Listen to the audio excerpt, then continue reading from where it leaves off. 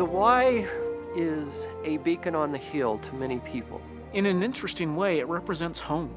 It identifies us. It tells people that they have arrived to the site of something very unique, very different, someplace very special.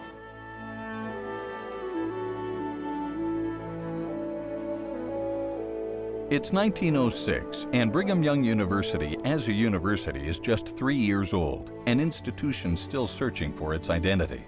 On a spring day, a conflict between the rival classes of 1906 and 1907 would surprisingly lead to the creation of an enduring symbol of unity and identity. The class of 1907 decides that they want to do something to kind of stake their claim. So they go up and they carve a 0 and a 7 on the mountain.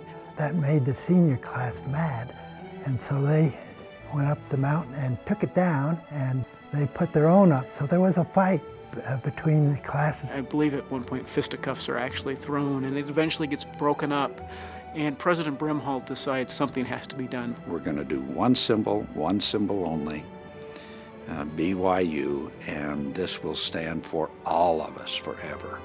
The original plan was to paint the letters BYU on the mountainside. President Brimhall asks a drafting professor and his students to map out the design. And they went up on the hill with a trenchant and measured the angle. They tested the angle of the slope, and the way that a block letter was to appear down here in the valley. On an April morning in 1906, students set out to build the first letter. The Y is a monumental 380 feet tall, slightly larger than a football field. They get to work transporting lime and sand up the mountain.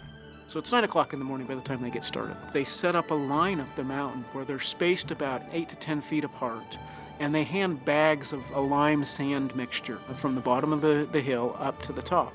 And then they dump it across the Y's surface. It takes a lot longer than anyone thought it was going to take. They'd miss their lunches, and some of the students were fainting. They got tired, and they started early in the morning, and they were exhausted, lifting these pails back and forth. They thought they'd be through by noon, and they went all the way to 4 o'clock.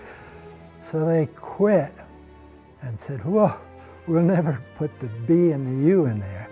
They became discouraged after making the Y and realized that that was a little bigger project than they could take on. So they left it 1/3 complete, and Y Mountain was born. In the years that follow, when the original lime and sand mixture begins to wash away, students haul up more lime, rock, and later plaster and whitewash. Whitewashing the Y becomes an annual ritual for the BYU campus. They called it Y Day. They'd go up and paint the Y again, get it clean and white.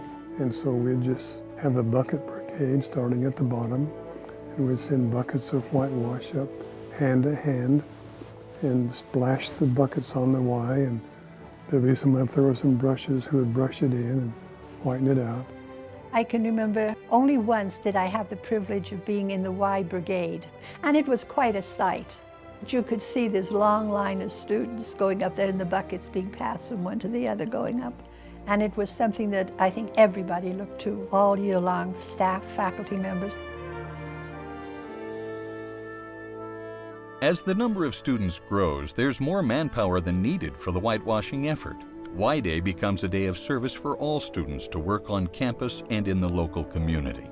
Y Day became a city event where there were too many students to just hand pails up, so they went to city projects. We all went to school in our grubbies. We did the sorts of things like wash walls and really give the place a good clean. It wasn't just on campus. We did things for the elderly or for things that will run down around in the city, in the parks. It really did foster the spirit of we belong to Brigham Young University.